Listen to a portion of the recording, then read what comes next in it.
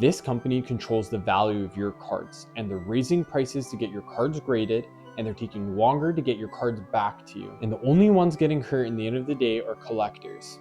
And it even gets worse than that. A perfect PSA 10 Pokemon card was sent in for grading and came back a PSA 6. What is going on?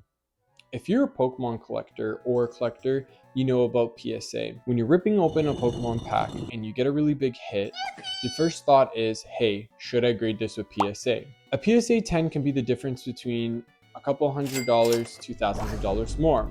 Why people grade with PSA, of course. But when one company controls the standard and there's not a lot of competition, that's when things start to break.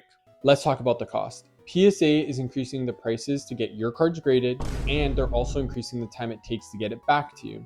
So now you're going to be paying more to get your cards graded, and it's going to take longer to get back to you, and you won't even know if the grade is consistent. And if you're annoyed with it, well, guess what? PSA doesn't care. And in normal circumstances, I would let this go, but let's just keep on digging.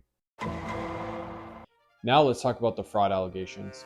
How does a PSA 9 turn to a PSA 10 after PSA buys these cards through their buyback program? That's crazy. It's the same certs, no resubmission, just upgraded to a 10.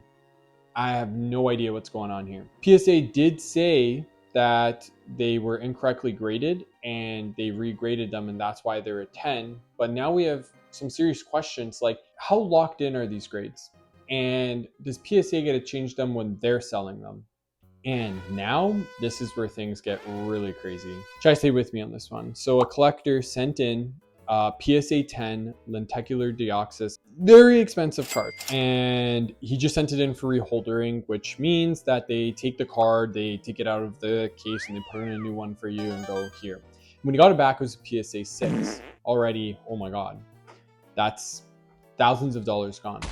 But don't worry, PSA came back and said, listen, champ, we're gonna get you some money back. We're gonna give you some money back. Everything's gonna go great. We evaluate the card and we're gonna give you a lot less than market price, but that's because we evaluate it. Yeah, and if you cared about the card, it doesn't matter anyways. Let's say you're just a collector and you're like, oh, I just collect PSA 10 deoxyses. Well, guess what? They don't care. So yeah, obviously that person did not take it lying down, and they went out and reached out to the community telling them, hey, by the way, don't send your cards to PSA because look what they did to mine. And only then, when things blew up, did PSA decide to turn around and go, oh no, you know what, we're gonna fix things. And they fixed it for him and they gave him a proper price for the damages that they did, and everything got resolved. But if this never blew up, I don't think that collector was going to get their money back. And why would it need to blow up for things to get like that? So here we are. We have price increases. We have longer wait times for your cards now.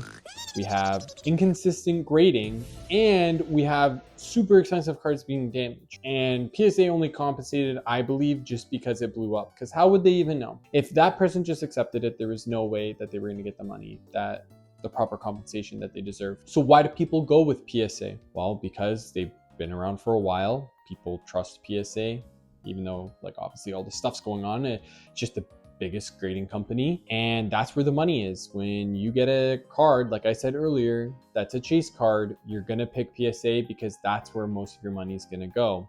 If you pick another company, you're not gonna get as much money. And now you're asking, well, how does this affect me? I don't care. Well, if you're ripping a pack and you get a big card, you're gonna have to grade it with PSA. And how it affects you is pretty clear. I mean, if you pull a very expensive card and you get it graded and they damaged it, you might have a hard time getting your money's worth out of it because you wouldn't even know the grade.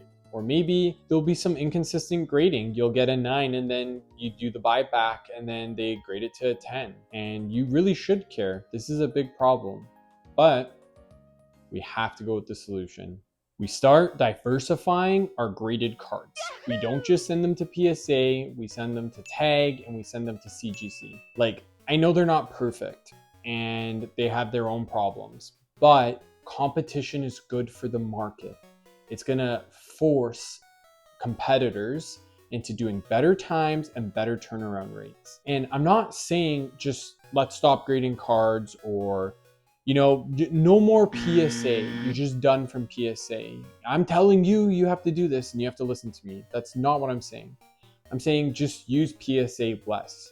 If more people start going with other grading companies, it will make PSA have to start changing and start to do better, not inconsistent grading, not damaging your card and doing nothing about it.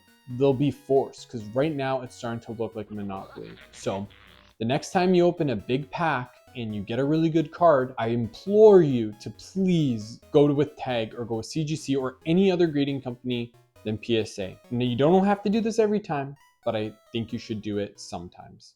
Now, for me, for my series, I have the Can I Profit opening Pokemon cards. I have pulled a hit. I pulled an SIR, and I haven't really graded any cards yet. But when I do end up grading cards, I'll probably try to use Tag. Their services seem very interesting to me. So I'm going to use Tag, and I'll let you guys know how it is. But I'm not just telling you guys this because I want you guys to just listen to my opinion and then not follow through with it. I myself am also practicing this. So just so you know, when I end up grading, I will also be using Tag or CGC to just create that competition in the market.